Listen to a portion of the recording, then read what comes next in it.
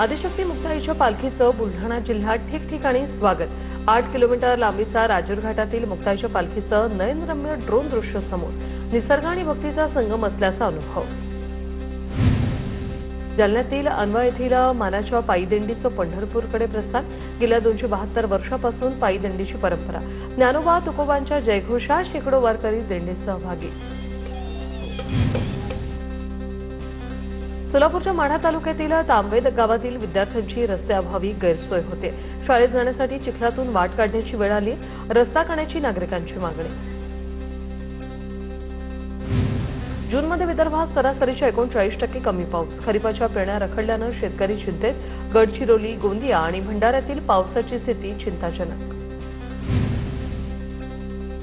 सिंधुदुर्गातील नापणे धबधब्यावर असलेल्या राज्यातील पहिला काचेचा पूल पर्यटकांसाठी सज्ज। काचेचा पूल पाहण्यासाठी पर्यटकांची मोठी गर्दी।